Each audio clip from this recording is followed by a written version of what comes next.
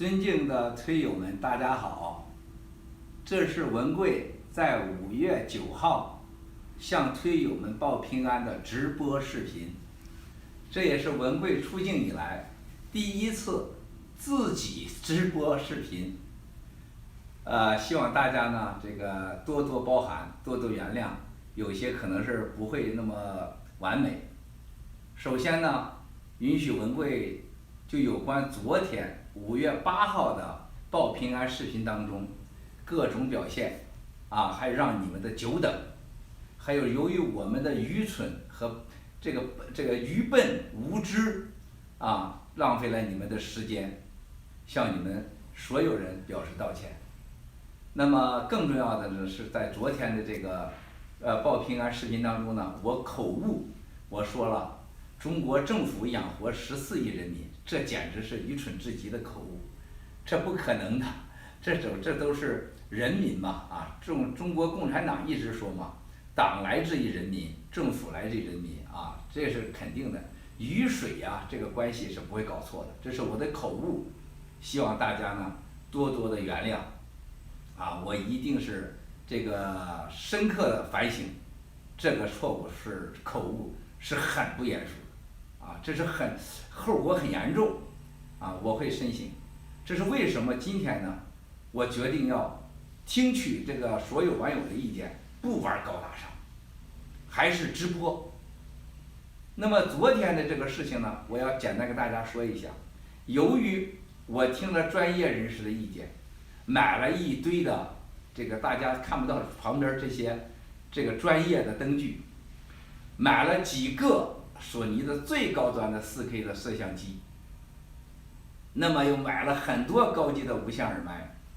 买了很多设备。在这一点上就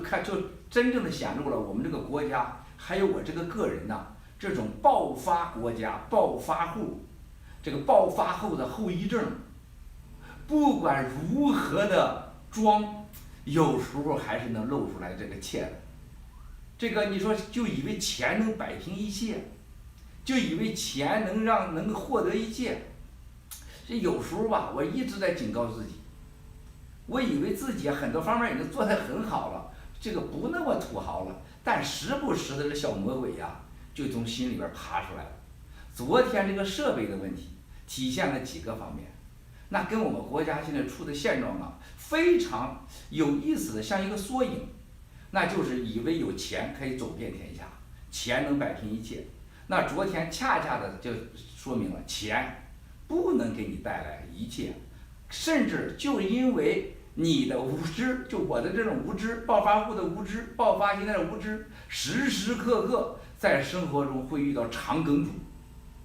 遇到小的不能小的，但是让你有大麻烦的这种各种问题。昨天设备是好了，可是呢我们这些人操作不了就像我们这个国家似的，我们不相信老百姓，我们不相信别人，我也不相信我这个团队不让别人介入到我们这个爆料事件所以就剩了我们现在是1个半人，这孩子是又做饭，还要照顾我，还要这个跟2、3线联系。另外一个助理是刚刚来的，人家是就做文字的行政安排，也不懂电脑，也不懂这个 camera 这个摄像机。最后我们没办法，就临时找来了，就是我们的保镖团队，在曼哈顿最牛的之一的这个电脑还有这个电脑工程师，人家来了2小时，开始调这个索尼电视索尼这个摄像机。这个2小时这个把我调的已经是非常不耐烦了，因为我一直在等着，还有很多事情。结果调当中录了一段又不行了，这下把我感觉给整没了这一下子就折腾了大概将近4个半小时。这4个半小时就体现了我们做事不讲质量，没计划，没安排。结果就这个最后开始录吧，开始录，这录不知道这个4K 的摄像机，这个录的它是调整的模式是高清模式，就4K。结果这个高清的模式录完就一打开麻烦了，没声音，没有声音。第二呢，更夸张的事情，它每11分钟它断一次，每11分钟断一次，因为它太高了，整个的这个记忆卡里边儿，它由于这种没有设置好，所以说每11分钟断一次，所以拿不出来，要从你的电脑上把语音恢复，要下载 N 个软件儿，把这11个分钟的断的阶段要进行链接，每一次链接再链接完炫一次，大概需要3小时，然后语音来一把3小时，还要下载一堆的软件儿。这个时候又体现了一个问题，就是我们国家看北京、看上海、看京广深，这是一个先进国家，但是你从北京到4环、5环、6环，直接就到了石器时代。你从上海到江浙一带还挺好，但你一到农村去，基本上到了大清朝。你到广东去深圳，那是国际大都市，但你一到了潮汕下边的小农村，也就到了我们大宋朝比北京那个实际跟乡村差距大概好一点。我们这个电脑使用的电脑是我们这个管家的电脑，这个管家的电脑就跟这个4K 电视相当于北京7环和北京长安街的差距。麻烦了，人家的电脑公司是说，你这个摄像机是劳斯莱斯，但你这个电脑去下载这些东西和来炫这个视频，相当于用Volkswagen Toyota 的轮胎来弯到劳斯莱斯车上。我哭笑不得，我说我这推友都高度关注，都没睡觉，咱先把这事给解决了。就这样的折腾我真是折腾我都快不行了。我这个急躁，大家可以看到，由于我昨天上午这不是应该前天的晚上吧，遇到了日本的各种的事情，还有北京给我打电话。说我母亲这个心情烦躁。我母亲这几个月呢，由于我哥的事情、家里的事情，我母亲这个精神非常不好。因为我们家在76年的时候，被当时的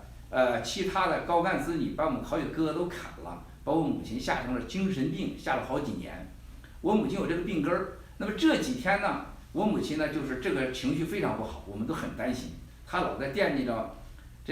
他这个最疼爱的孙女还在里边关押着呢，还一个就是看到我这个4哥6哥这样，他肯定难受。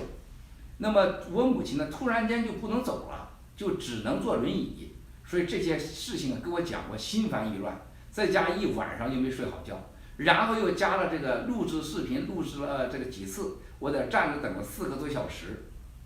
这个情绪极为暴躁。所以说呢，你们可以看到。在我昨天的录制视频当中，这个情绪极度不稳定，这是我多年来要克服的，就是我身上的缺点，这也是没文化的具体的体现，修养不够，城府不够，遇事还不够冷静。我这个过去跟我太太刚结婚的时候，说吵架那就呼就来了，下1分钟就能好，到后来变成跟我太太练的，我太太跟我吵，我就能笑。不吱声我脑子想别的事儿，甚至去哼哼小曲儿。再后来我就锻炼到，我老婆跟我去吵架的时候，我看着她的眼睛，我点着头，然后我心里想着公司的事儿，我练的不错了，但是还是不行。就昨天这个一下子把我这个小魔鬼、小毛病大毛病都给引导出来了，身体上的压力、精神上的压力，还有事实上的这种各种的担心。加上这种技术上和这个团队的这种不协调和配合，更重要的事情，我真忍受不了。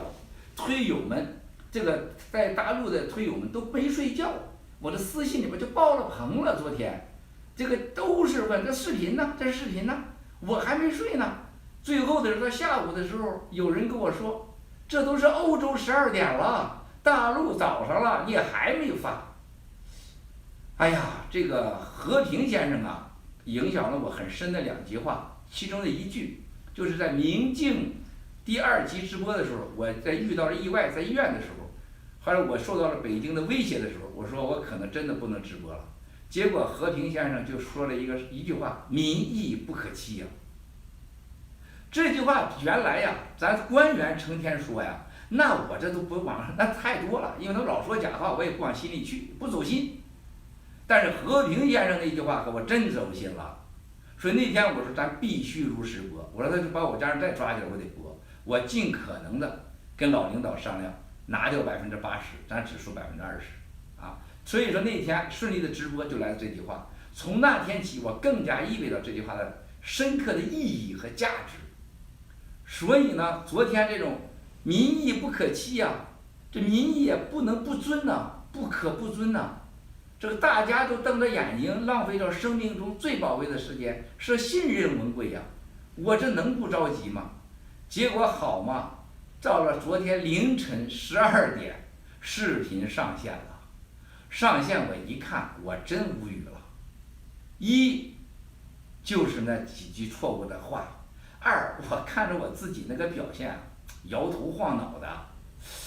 哎呦，这真是一说我都起鸡皮疙瘩。摇头晃脑，我大家允许，我想把那个删了，你知道吗？我想删了，这个说的那些话呀，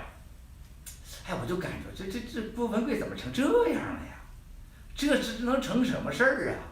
我昨天教育我儿子，就让他不要急躁，遇大事儿能冷静，能思考，心不为所动啊，这个身不为所影响，这才是干大事的嘛。你看我昨天那样。你说我这样，你们还老说让我去干点什么大事去，我真是我当个村长都不合格。你说就我那样的一大事能行吗？哎，我真的很烦我自己昨天，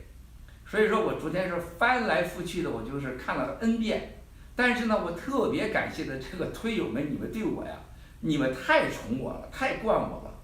我们这个国家的政府和领导人，还有咱们中国人的很多男人上的毛病，都是被你们都咱们是自己惯出来的。你们要批评我。昨天就这样，推友啊都含蓄地表达了对我的，就是说中性的赞扬，实际上就是批评嘛。我也感受到了，但是我很不好意思，就是这种情况下你们还不是这个，最好能抽我的嘴巴子，就给我抽几嘴巴才好呢。文贵昨天的表现太差了。再一个，昨天其中讲到了几件事啊，重点都没讲出来。你比如说李友他那个滴滴司机叫欧阳聪啊，欧阳聪是怎么回事？这个骗走的钱，他怎么让我把钱打到了他们一个服务员的账号上？我这都准备了。昨天这一急呀，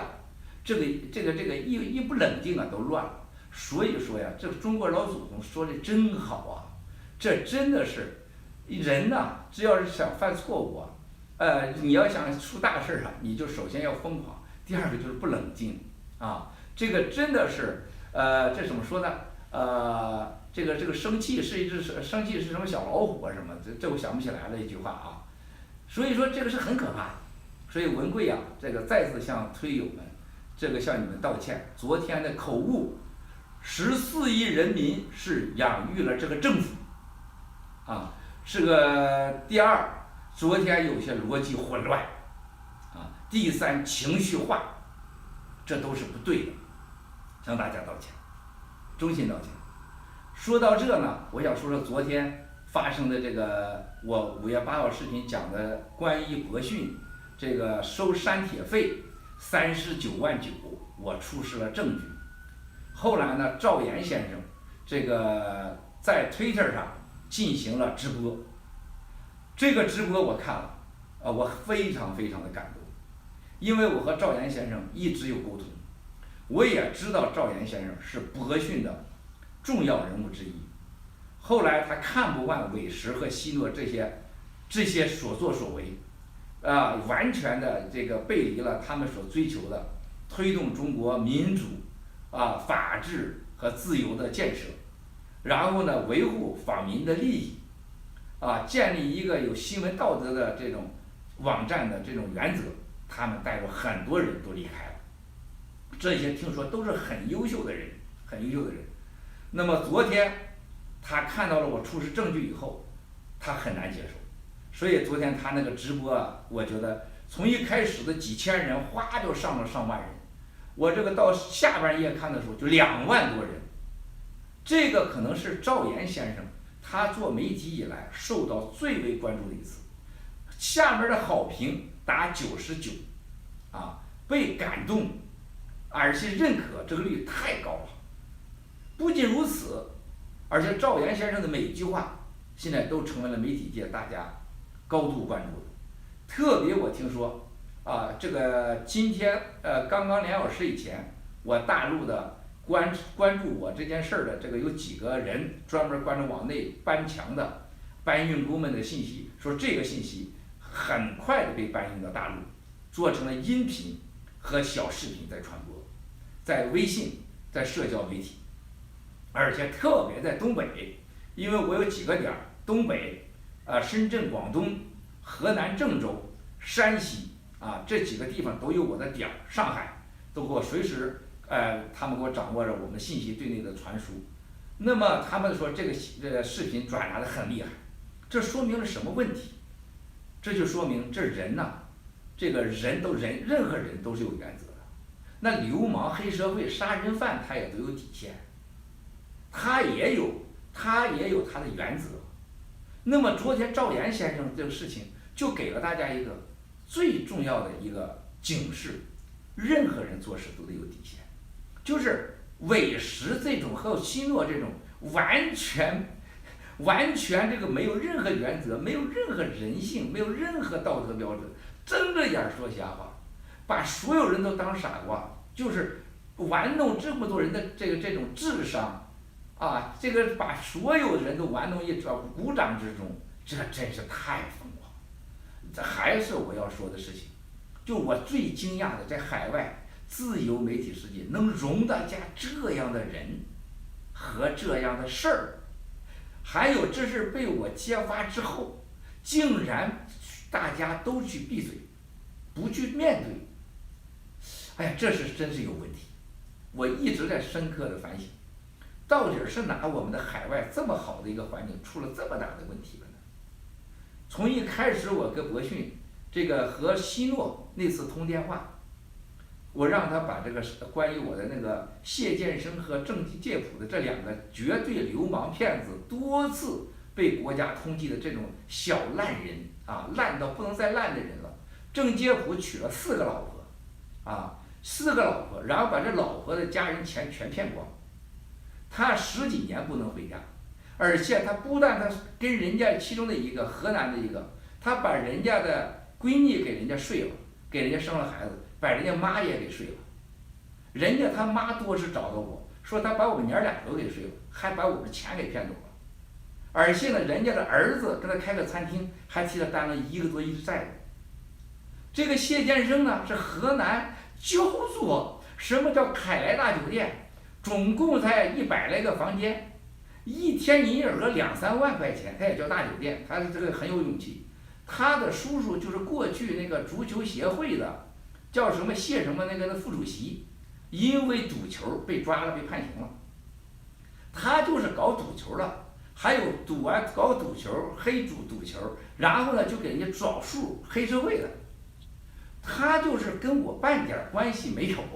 就是因为什么呢？这未来我在下几集要说，就是我们在当时收购了天津叫华泰的一个部分的烂资产，这是我一生当中犯的第2次最大的错误未来我好好详细跟大家说。收了这个资产以后，就诞生了曲龙侵吞了公司资产，全部拿走几十个亿。当时让曲龙作为代持的人负责这个项目。当这个办到一半的时候，曲龙给我打个电话，大哥呀，这个事儿我要跟你说一下，我知道我对不起你，我坏良心，但是我觉得这是个机会，这40个亿的资产，我想我要不给你了。我当时就愣了，我说曲龙你在说什么呢？他说大哥，我知道我对不起你，但是我还要搏一把。我说曲龙，你要这么说，你可真的是你就是知道这是犯法呀，这是犯罪呀，后果很严重。我说你不冷静，你想想吧。就这样过了1个多月，我多次催促他把股权过回来，他都拒绝了。后来大家发生了，我们报案。然后因为在这1个月里面，这曲龙是到处告我，他想把这40亿资产拿走，还想把我给灭口。然后他找了谁呢？找了北京市公安局叫做政保大队的一个姓杨的，还找了北京经侦的。就咱中国人呢，就是老板之间只要有事儿，先找经侦的公安把对方抓起来。中国的经侦的公安基本上都是黑社会。中国这些年所有的所谓经济案件和出现了社会的冤案假案，大多数和经侦有关系。中国这个警察不改变这个经侦的这种体制，那简直中国这个什么依法治国呀，什么这个以警反黑呀，以警反贪，那都不可能。就是我过去这些年，绝大多数跟警察打的都是经侦，未来我都会一次一次讲，那故事太多了。结果曲龙找了这俩人，想把我灭了，查我涉嫌黑社会，涉嫌这个窝藏枪支，涉嫌所谓的合同欺诈。结果查没查完我，最后他被抓起来了。未来曲龙的事情，我有很好的给大家说说。在这个过程当中，就是找我买公司的一个叫赵云安的一个人他是原来先被抓的。这个赵云安是在被天军关押期间，也是天军经侦把他给抓了。天军经侦是谁呢？就是原来被抓起来的叫什么顺儿，他的下属周来顺叫什么顺儿那公安局长自杀了。他的马仔就是郑介甫。郑介甫在当时邀请赵云安去投资，结果一下子投了不到几千万，股市上涨，突然变成了几十个亿。郑介甫就火了，就叫天军经侦把赵云安给抓了，要求把户过回去。这个赵云安被关押期间，我说是大概在2006年，就找了他的同学，就是我的老乡叫于晓峰雨季的于晓峰，我们山东莘县老乡，他当时是我盘古的这个老总，要求我帮他忙，拿钱或者找关系把他给弄出来。后来我就找了这个中纪委的，现在也被抓起来的孟慧清，到天津去，找了今天的那个看到了电视剧那个打铁还需自身硬的中纪委的电视节目当中，姓罗的这位纪委干部姓罗这位干部呢，就帮助把赵云安给协调放出来，我们就收购了这个天津的华泰企业股份。但是我们是有条件的，因为他很多债务，郑介甫这人就是个绝对的骗子，而且他骗的钱全是这过去华泰的跟国有资产有关系的。那么结果赵云安放出来了，这个我们这债务还正在处理当中，总共在这件事情当中，我们跟这个公司之间跟他合作涉及4亿人民币。这个时候突然冒出来一个人，就是焦作的叫谢建生。为什么呢？就是郑介甫从澳大利亚回到了北京，回到了天津，他就说把自己的这个债权债务给了焦作的谢建生，说谢建生曾经给他投资过，在这个我们收购之前，但是因为这个赵云安事件，这事儿停止了，所以谢建生呢是他欠谢建生的钱，谢建生呢就找了焦作时候当时的公安局局长这个局长呢叫李少正，政委。李少正就立了专案组，又是经侦，焦作经侦，就要到北京抓捕郭文贵。说白了，这就是个黑吃黑的事儿，这跟你焦作啥关系啊？就是这个郑介甫认识了谢建生，因为他们搞足球嘛，而且他们搞小姐，往澳大利亚输送小姐，到那边开夜总会，郑介甫开妓院，那个谢建生在河南给他找一些小姑娘过去。他俩有这关系，就等于是利用了一个虚假的借债合同，当时这个3000万美元，说是谢建生在澳门借给了郑介甫3000万美元，所以他替郑介甫向郭文贵索债。第一，郭文贵根本不是这个实际收购人；第二，这跟我在法律上没关系；第三，跟你郑介甫半点关系没有。这又是一起焦作经侦立了黑案，这就来了。你们可以看到马建副部长当时是协调方之一，那么后来呢，马建副部长实际根本协调人家不买这个账，最后我就找了中纪委，这个时候孟辉清已经升官了，那升大官了，什么呀？巡视九组组长。你看看这个人间的轮回呀！我认识孟辉清的时候，他是6室的一个处长，综合处处长，他当时因为网友结案把我双规18天后，他跟我认识，成为好朋友。然后他也在6室升了官，等于副局级的这个处长。然后他和我一起这个调查了刘志华案。在刘志华案之后，然后他又和我协调了天津的这位罗先生，我不要说人家名字，打铁还需自身硬里边那个最有意思的，他爸爸让他借了钱给他爸爸这位，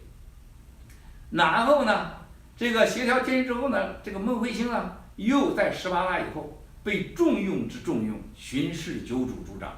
主管协调江苏、河南、中原6省，其中就管当时的几个大领导的案子啊。未来我给你们再详细说。所以我当时就找了孟慧卿，结果孟慧卿就是把这事儿呢就交给了这个河南纪委，河南纪委当然也给面子，相当重视，最后就把李少正啊给抓了。政委，这个谢剑生呢，这个郑介甫一个跑到澳大利亚，一个跑加拿大，继续搞地下赌球，继续搞这个输入小姐，在海外搞黄色卖淫活动。说我跟这俩人从不相识。那么这2段视频呢，就是他花钱买通了希诺和韦石。更夸张的事情，我未来都会亮出来啊。他向希诺和韦石给了一部分钱之后，还许诺给他投资，并说郭文贵这几十亿的钱我要追回来，我给你50%。哎呀，韦石相信了，希诺也相信了。这个事情就是我认为佛教中讲的最好的一个轮回的案例。天军的这笔华泰的钱是郑介甫骗了国家和其他的钱，后来又是赵云安看到这块肥肉去了，然后就赵云安全军覆没，一生被他给毁了。结果赵云安进去以后，又开始找了我郭文贵，我极度缺钱，郭文贵贪欲啊，贪婪呐，饥不择食啊，饮鸩止渴，跳进了我一生中最大的。我最没原则的这一个漩涡，啊，大家看到了很多事情都跟这件事有关系，报应啊，这就是我上次第1、2集说，这也是报应啊。结果我这事儿还没完呢，又来了一个人，谢剑生和林少正，政委也参与这个钱，也被郑介甫骗说你要我的钱，我给你多少几十亿，压根儿就不值这钱。结果光又来了，以身试法进去了，又进去了。这俩人进去还没完呢，好嘛，加拿大逃跑的谢剑生和郑介甫又找了个韦石、博逊和希诺，俩人这又跟郭文贵一样，跟赵云安一样，和林少正一样，呼啦呼啦又跳进了这个魔鬼的圈儿。当时啊，有一位领导，当时是个中纪委副书记，他真的是给我说过一句特别重要的话，他说天军这件事情，文贵你失德，啊，你失德了，还有你失去了你的品位，你失你的品，还有你麻烦会不断。更重要的说，他说这是脏钱，他给我讲了历史上几个啊张献忠的脏钱在四川发生了什么事情，张献忠弄了多少脏钱又发生了事情，历史上这些皇帝挖坟墓遇到什么事情，还有这个历史上几个带有脏钱怎么造成了一个恶性轮回。他说你这个事儿啊，基本跟这就是一样的。我当时没听进去，还是贪，还是有侥幸心理，还是这个贪嗔痴慢那个贪，还有这个慢，啊，贪嗔痴慢疑啊，我是贪和慢，啊，这要一下子把我毁了。这就是一切的轮回的轮回。今天看到韦石和希诺这个下场，我真希望这件事啊到此为止吧。真的是，这是为什么我当时给博逊、韦石联络的时候，我发自内心的说，我希望你们面对现实，不要在这个造假了。因为我毕竟觉得当时的博逊还是干了些好事的。你不能说博逊一点好事没干，他还是替很多弱势群体，还有替很多追求民主和自由和法治建设的人是发了声的。这个是绝对不能说咱们给说是没有就没有的，不客观的。所以我一直希望跟他，咱把问题解决了。我要求很简单，你把文儿给删了，你做个公开道歉声明就算了。但是他的傲慢和他的贪婪，让他走向了一个一个的这种恶性的轮回圈中，不可自拔。他一直以为郭文贵就是他听说和他想象中的那个郭文贵，他就没想过郭文贵真是谢剑生说的能有今天吗？还有，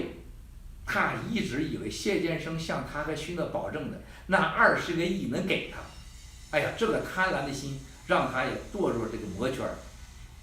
所以后来在这个我上推以后跟他联系，我真心想投他的钱，我真心想跟他和解，他又是一次次的玩弄了他最庸俗、最没有人性的这种卑鄙的背叛伎俩，还是对那20个亿感兴趣，还为谢先生说一个谎言接着一个谎言，一个谎言接弥天大谎，让他走入了万劫不复的深渊。我昨天晚上在看赵岩先生这个直播视频当中，哎呀，我看了他流眼泪啊，我这真是也是很难受。但是昨天我很纳闷儿，这个赵岩先生这个录视频的人呢，就比我对面这个人聪明的多，就老早都准备好了那个擦眼泪的纸巾，这个细节我看到了，是刘刚先生现在推上说，哎，这纸巾准备的好快呀。所以说这个看来这个助理不错啊，这助理不错，但是赵岩先生的眼泪打动了天下。但是我的感觉，赵岩先生没说实话，因为据我所掌握的信息，赵岩先生昨天很多关键的核心没有涉及，他昨天是把很多事推给了希诺，我认为这对希诺先生也是不公平的。希诺再坏，咱也得面对现实客观，这里的所有的坏蛋那就是委实，委实欺骗了全世界，委实欺骗了所有信赖他的维稳的这个诉求依法治国的，还有这个受到这个被伤害的这些弱势群体，他都欺骗了。更重要的事情，他还拿了钱，这是犯罪，而且不是拿一家，拿了原告拿被告，而且还偷税漏税，瞒税。所以说昨天这个赵岩先生，这个只指责这个没有具体的事情，那这是不公平。赵岩先生应该鼓足勇气，大胆的揭发委实到底和北京各方面的关系。这个话不说清楚，有一天我要说清楚的，我要说清楚，大家都很尴尬，我是一定会说的。那么我希望赵岩先生，你的昨天让大家的感动，让大家看到了你这个人的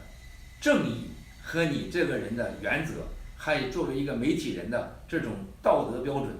我希望你真的鼓足勇气，一鼓作气拿下去。那么昨天到现在，很多私信朋友问他建议博讯该怎么办，很多人在问，包括博讯的老人。我初步的想我在今天这里呼吁一下的韦石先生，如果你还愿意跟文贵和解的话，我今天最后一次向你发出和解。原因很简单，我昨天给刘刚先生发的推说的，海外就我们这点中国人，我们为啥不能互相尊重呢？我们团结在一起还没有中国的一个镇人多呢，我们团结一起才能给中国的依法治国，中国的强大，民族的复兴才能做点贡献。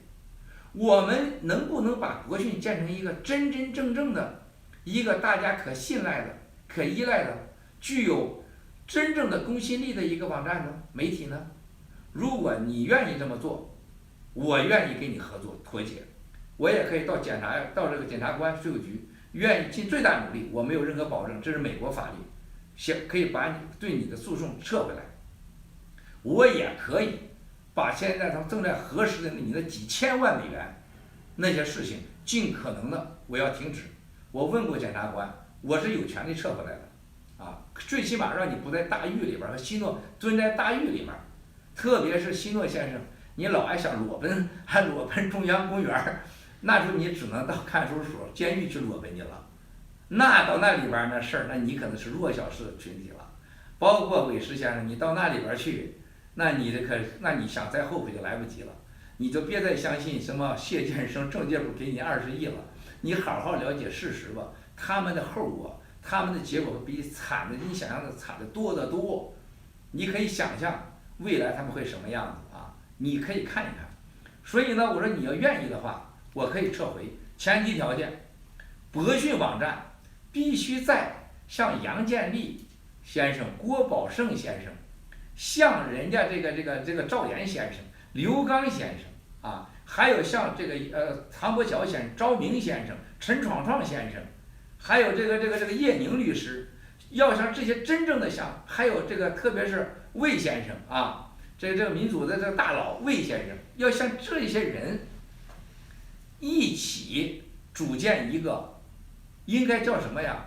这个叫什么什么团体，然后由他们来管理这个博讯网站。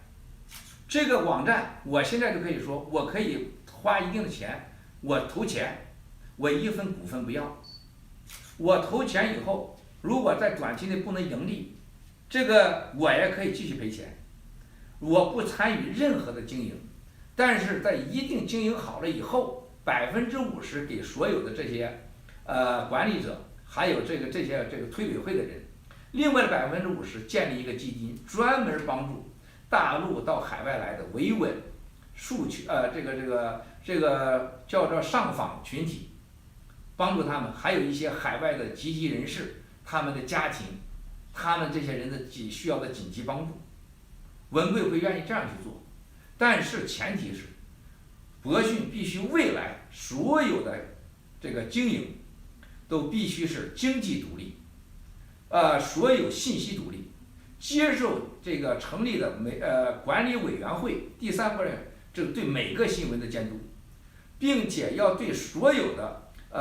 新闻报道和报道人，按照世界上媒体的标准来进行报道，而且每人都应该终身承担美国的法律所应该承担的责任，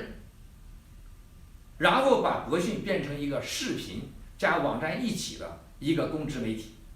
如果是这样的话，我可以最后一次，我就给你48小时啊！你要愿意跟我和解，直接跟我联系；你不愿意和解，48小时你就看看下一步检察官和税务官会给你做什么。那么最后一个就是你必须公开说清楚你和谢先生、郑介甫的事儿，和所有过去你所有拿了人家钱的事儿，你把这说清楚，咱们这篇儿就算翻过去了。我愿意给你投资，我愿意把所有投资的钱在第三方我的律师事务所的见证下，由我刚才说的这个魏京生先生，由他和杨建立先生唐国强先生、赵明先生、赵岩先生、陈闯照先生、刘刚先生等等，我们选择一些我们这些海外的有影响的这些人士们，组成一个委员会，由他们来制定一切规则，并对博讯网站的过去进行一个了结。当然，你韦石、希诺必须离开这个，你必须离开，保证我不去再追究你，这是唯一的条件这个是文贵在昨天这个一夜的思考之后，我表达最后的善意。我也希望，对了，还有一个叫李伟东先生像李伟东先生，我希望你也可以加入。你不是对博讯网站很关注吗？是不是？你跟博讯那点事儿，还有你这个失德的这种行为，没问题，你也可以加入。像我们的这个何青莲女士，像我们现在这个几个海外的，像那胡平先生，对吧？张立凡先生出不了国，那没办法了这些人都可以加进来呀。那么成立他的思考，对提出了一个初步的建议，这是文贵想给海外所有的这些海外的积极人士想做出的贡献，完全不周到完全没细致，完全没计划。那么这是我最后一次对韦石和希诺和博讯做出的善意的行动和决定，望社会上各界精英大家审议审核批评。这是我今天对博讯说的最后的事情我想再说一下，因为大概是从14号到23号之间我有这个基金的会，这个基金的会呢每天都要开，而且会非常的忙。我的报平安视频呢，我也会采取直播的方式，可能呢就短一点，我简单的说一说，让大家放心。接下来因为我们要准备的全部是这个全球发布会，大家我今天可以看一看这个好，这个关机了。全球发布会我这个电脑上准备的现在的视频信息，这个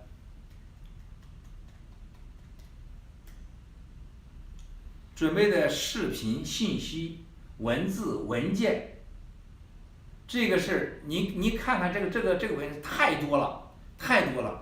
所以说，这个我的很多的时间呢来准备那些，包括现在这些文字文件的审核，还有公证。所以我的报平安视频每天都会有，我时间稍微短一点啊，希望大家理解。大概我们要在25号以后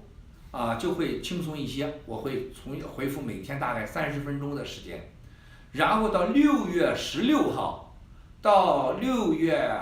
25号之间，因为大家都知道6月份是西方的财务年度比较重要的，我们的基金开会，好几个基金都要重新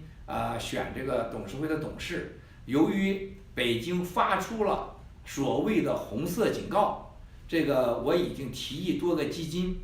对我的这个董事资格进行重新选举，这是我必须走的法律程序。那么如果说红色通告，这个因这个问题我要辞去所有的董事但它不影响我的利益。那么但是对我的决策权和影响权那还是有问题的，因为我还是投资委员会的委员嘛。那么但是董事我会辞去，包括现在的几项重大的投资大家未来也会看到，我们最近买了很多国内的这个在香港的这个爱持股的股权，我呢也会撤出这些具体的投资，所以这一系列的事情都很麻烦，非常的麻烦，所以我有很多的精力去办这个事情。但是呢，大家要看到的事情，文贵现在经过这一段的时间的爆料，已经走向另外一条路，这条路还真不是当初我设计的。就像昨天，大家也知道，我晚上都看到我的手机，没怎么睡觉，我这脸都肿了，因为喝了很多水，也没睡觉。这个昨天的 Twitter 上出现了这个 Twitter 世界里边前所未有的这么一个奇迹。我们的律师和团队跟 Twitter 也联系了，就这不可能是骇客做的，说这个点击率就是你滑动一下就算一次这叫印象，是200亿。那么200亿现在从我的16000个关注的推友的数量来看，那一个人是多少那是不可能的。所以说现在我的16000从这个推特世界看被非法骇客关掉的大概是应该在50万吧，实际上我的关注数，但这个50万乘以200亿是多少那是天文数字那如果说这个是在另外的方面还有的话关注，那是了不得的，因为这个关注数是真实的。那么昨天我的团队说，按照现在这个关注数，我卖广告，我这一天就可以卖1000多万美元的广告了，要给我钱文贵可没想做广告也不想做网红如果真要能卖广告钱的时候，我现在就向大家承诺，我会把钱捐给咱们未来成立推特委员会，然后为我们这个4以3不的政策而服务，那就是反对以贪反贪，以警治国，以黑反贪，以警反腐，然后3不：不反习主席，不反中华民族，不反国家，4以3不的这种追求，我愿意成立这个委员会，那得多大的钱捐出去？所以说。最近这个很多这个推友都发信息让我给年轻人说说这个怎么赚钱。中国很多大老板成天讲特别多，这高大上的话我就不想讲了，但是我真想给年轻孩子讲讲怎么赚钱，这个我还是很想讲的，因为我看到现在的年轻孩子真需要一个有实际操作价值，马上就能用的赚钱的招儿。就像我前天说的，1000招会不如1招绝这些年轻孩子可别相信那所谓的大咖们，还有那些教授们那些讲座他有钱吗？我先大家给一个建议，如果这些大咖们这些讲座的人他真有钱，你一定听他讲，他都没有钱，穷哈哈的，你就赶快别浪费时间。还是我那个原则，你想让文贵听你的，你能影响我，首先你得能做到。我也建议所有的孩子们别听那些人靠嘴巴来赚钱，嘴巴来给你这个影响你都不可信。空谈误国，不但误国，空谈还误你人生，空谈还让你赔钱，还甚至让你赔命，还让你赔命啊！我本来今天要准备就是第一个话题，我准备了10个像孩子们说的赚钱的话题。第一个话题就是天道酬勤，地道酬人，就这一个，我就准备讲30分钟，我今天就不讲了。我想未来的这个专门啊，就是每天的这个报平安视频，一天讲1次。我准备了10个标题，我想跟着孩子分享赚钱的手段和感受。这个我可不保证你们能赚钱，而且你们赔了钱我也不负责任，我只是讲文贵的感受啊，感受。我觉得还是挺有用的，因为我给很多我生活中的朋友说过，到目前为止还没有一个人赔过钱。我这点倒敢说，我讲的这些事情，如果你按我说的做，赔了钱我赔给你，挣钱我不敢说，赔了钱我敢赔。你比如说，当初我们证券开发房地产的时候，告诉我的员工，马上卖掉你的所有的家当，向所有家人借钱买挣钱2期住宅。当时多少钱呢？保利给我们经营，他来操盘8000块人民币，8000人民币贷款多少钱呢？贷款80%或60%，那就是说你只付1600人民币，然后加上你的你的这个社筹，你就可以买房了。那么当时交1600现金就能买到证券的房子，今天多少钱呢？6万人民币，40倍呀，40倍呀，这一。第二个，包括当初这个方正股票，我们换完股以后，这个已经涨到6块多钱的时候，很多人问要不要买这个股票，买哪股票？我说我告诉你，不是我拥有方正股票我来告诉你，我说我现在告诉你，方正股票你们可以买，它一定超过15。有的员工是真买了，赚了多少钱？人家也是融资贷款的嘛，当时贷款那个是贷的非常高，结果这些人赚了几倍呀！到了17大家都抛了，到16的时候有人问我说赶快抛，这就已经不正常了，15是正常，快抛。金融危机以后，很多人问我方正股票要不要买，我说千万别买，我说这个股票会跌到6块钱，未来还会有一段时间，我跟方正在今年8月份以后，也就是我的股票进行流通股以后，我跟方正将有一个真正的一个赤膊上阵的较量，跟李友所有的背后的股东一个背后的较量。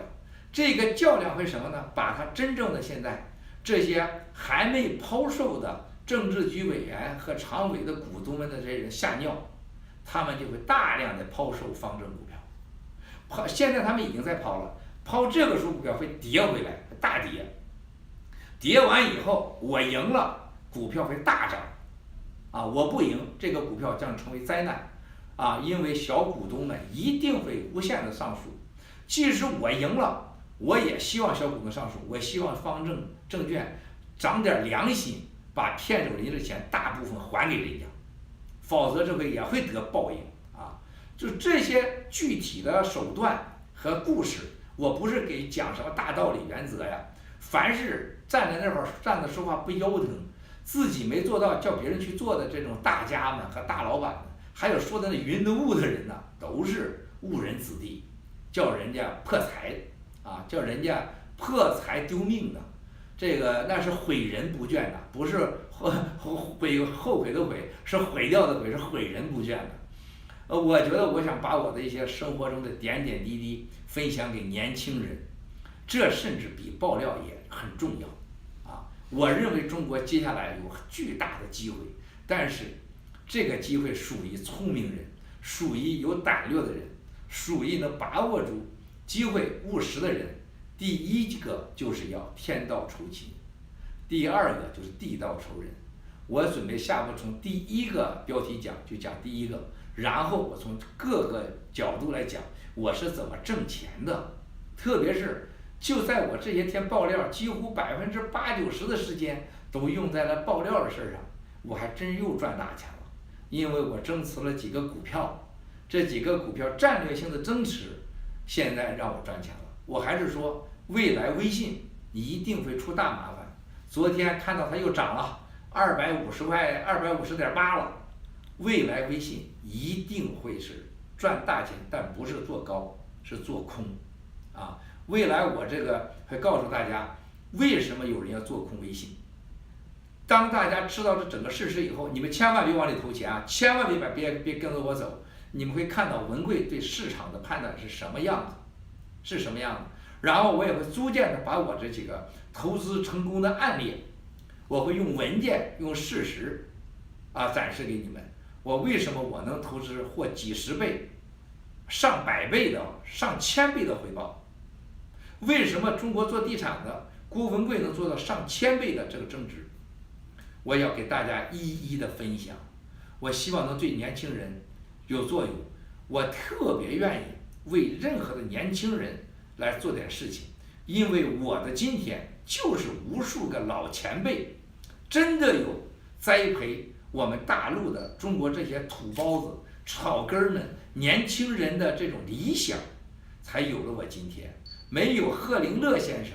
没有夏平女士，没有日本的大西进先生，没有美国的斯蒂芬先生，没有美国的施瑞克先生，没有这个麦克先生，这些老同志对我的这种提拔，对我的帮助，那是不可能文贵有今天的。包括我的精神教父，是我人生的最重要的人，就是台湾的李祖原大师，建筑大师，101层的那大楼的设计师，是台湾中台禅寺的这个建筑的设计师，也是西安法门寺的建筑设计师。郭文贵都深度参与了这些建筑的设计还有背后的运作。那么这个李祖原大师是真正的佛教徒，他是禅宗他是禅宗，所以我受禅宗影响很深。那么他把我一个具有双重性格的魔鬼的和恶魔一面的和无知一面的文贵带向了另外的一面。所以我觉得文贵这个人呐，我真的是觉得有一个我的老师说过，文贵的性格是亦正亦邪的人物。我是遇邪更邪，遇正则正。我很荣幸的遇到了很多正面人物，有了我今天。我没有认识傅振华先生，跟他深交没跟他深交，没跟那些盗国贼们深交，我有了今天。我真得感谢佛祖。哎呀，很多话呀，我一坐在这儿我这说不完的话，我还没吃饭呢，真的说昨天上次节目在那我一口饭没有吃呢，因为我吃了饭会发困呢，就受不了。这个刚刚老领导打电话，是前天打电话晚上说你瞎那个屁，就是那话那个字说的啥呀你哎，我说咋了这是你又在这什么呀？又什么澳大利亚？又什么？哎呀，我听我说，这个真是把我狠狠地训了一顿，更重要的事情，他也看到了推特的这个变化，他也很生气，因为现在本来就不应该再折腾我了，还有人在折腾，那说明有人还是只是办事。那么今天这个有另外一位老领导另外他说的不是一个人大家别搞误会。另外一个老领导就说，文贵这2天你应该休息好，另外一个你要真正的好好关上门，休息好以后思考一下，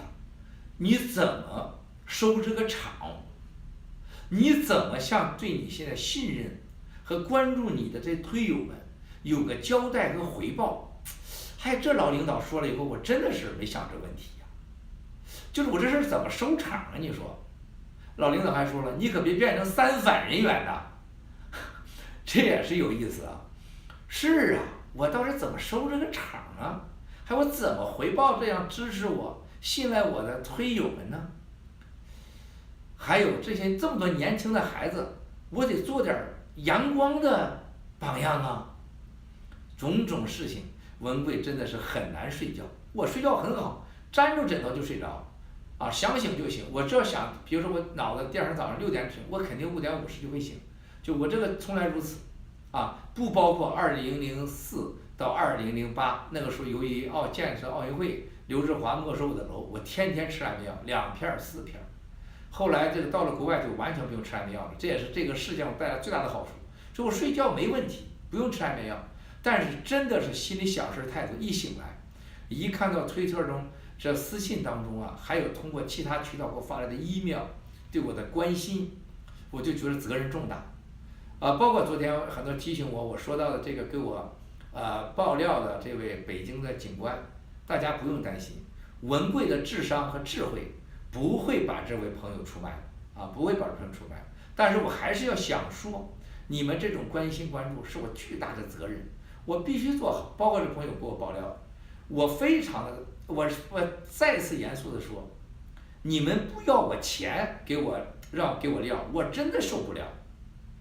我这人做生意做惯了，你这个我从长那么大，我从来不白吃人一顿饭。我爹我娘说，孩子，人家请客你买单，你请客你买单。我儿子我女儿都是这样的，大家可以了解我们家庭。你免费给我任何事情，我接受不了。我从小不接受别人的礼物，谁给我寄礼物我都送回去。但是这个你给我这免费的这样的证据，你冒着险，不管你们这些任何人，我心里不舒服，严重影响我的现在睡觉，严重影响我的情绪。我觉得我欠的这太多了，所以你们这些人呢，让我太感动了。你比如说昨天也就是几个小时以前，我看到一个朋友在那个 Viber 里面这个说了一句这个话，说郭先生，我看到了这个，哎呀，这有点激动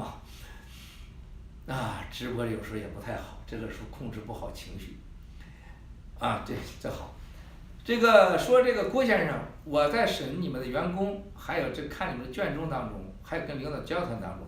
对你们的家庭啊，对你们员工有了绝对的了解，真实。他说你可能不知道，你的员工好几个是被定为叫做非公务人员受贿罪，给我说几个人名字。那就是说我的高管被关的员工呢，也收了我过去又收人家钱了，这是一条罪。这个是让我是挺刺激的啊！你说我这天天哭着喊着要着命啊，这个天天流着泪想把我的员工给挖回来。我这员工结果在过去的公司还贪污了公司的钱了，但是我告诉这位朋友，我说我还是要把他们给弄回来。他们贪污我的钱是我们的家事儿，我不希望他受到法律制裁，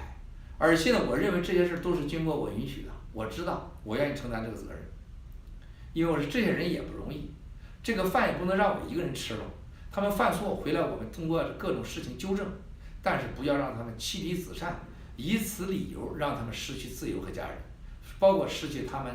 来之不易的大学、硕士甚至博士的这种证书，还有律师的证书，这对他们不公平。他说，就是因为我一次次的给专案组提这样的要求，和他们对我员工对我的看法，和我对我员工的态度，和公司现在花了几千万律师费、交通费、家庭补偿费。我公司不惜代价，现在对着公司的每个员工，他说，在他所有了解当中，没有一个涉案的人的老板对员工这样的，也没有一个老板的家人像我们家这么干净的，这么为员工考虑的，也没有见过一个老板公司像对员工这么大方的，感动了他们。包括我的家人这么老实，甚至可以说我们家人窝囊吧，窝囊，除了我之外没几个能主事儿的了。这是李友当时说的啊。李友说跟他的政治局常委的股东说，郭文贵这个人把郭文贵抓了，他的家东西都是咱们的。这是录音啊，这是录音。就这个叫欧阳聪的李友的，就是敲诈我钱的这个家伙，就是李全的司机，当时录音里也有他，叫欧阳聪加北海人啊。他让我把钱汇到一个餐厅女服务员，这个餐厅女服务员是他的女情人。这个欧阳聪也在录音当中，这是李友原话，他认为老郭家除了我没有本事的人，所以把我灭了，资产都他的。同样的是，专案组的人认为老郭家的人太弱，把郭文贵给灭了，这些资产这东西都是人家，所以又引来了很多人对我的资产感兴趣。同时他也看到了我家人太老实，除了我还有点血性，大家都太老实了。所以说，这个从这些事情当中，他们专案组这位办案同志说看到了我们这个家的忠诚老实和对员工的感情。他说他不希望我这个郭文贵被消失。更让我感动的一句话，这是真的，这位朋友，你这句话让人感动了文贵了，说不希望你的儿子，就不希望你的儿子和你的下一代没有未来，和变成郭文贵的这样家人。说你愿意冒险帮助我，避免更多的郭文贵出现。您这个话真的是感动文贵了，就是郭文贵这个要求诉求得到了你这样的呼应，我真是走了另外一条路了。就是当初啊，我推动依法治国，就这4以3不的政策是逐渐形成的。现在我真感觉责任重大了。所以说，文贵在思考，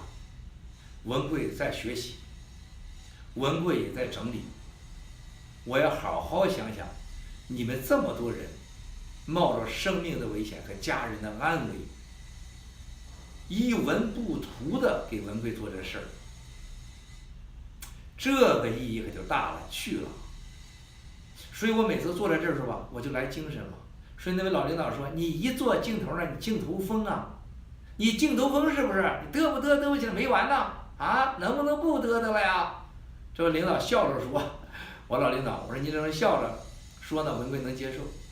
我但是呢，民意不可欺呀，民意不可不尊呐。我不能说这事儿我就不录了，我在镜头面前我挖鼻子抠耳朵，能行吗？我不能这样的。包括我说这2天李友的这个余党们对我各种威胁，结果还威胁刚完就有人发信息，是李友找的谁为他们干的这个事儿，这都是推友给我的力量啊。当时这个李友啊，这个跟我这个蜜月期的时候，经常去看我，只要他见我，第一件事是从头到下全身看一遍，我的衣服、我的用具他都喜欢，他都要去买。当然了，都是我拿钱。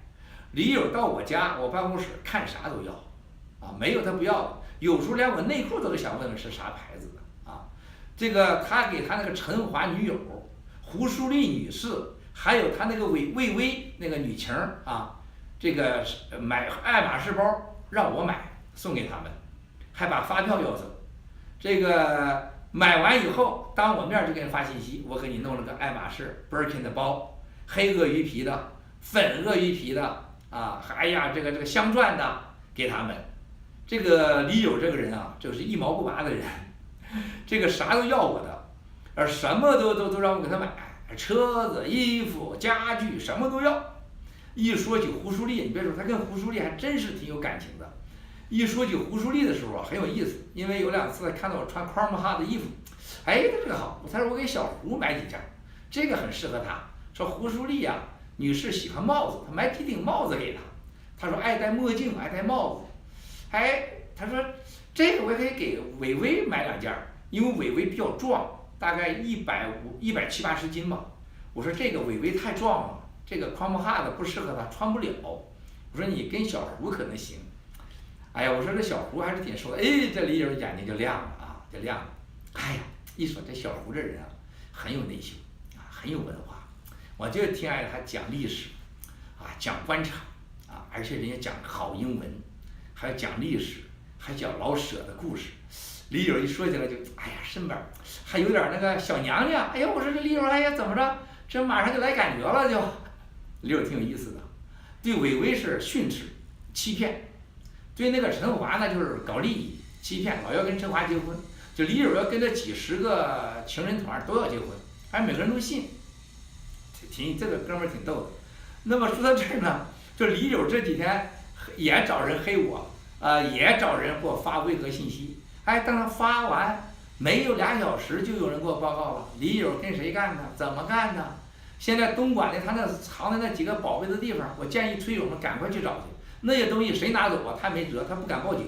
他是不敢报警。现金、外汇、翡翠，还有古书，李友收藏古书和字画，还有李友更夸张的，你们还可能大家都感兴趣的，收藏好多有趣的历史资料，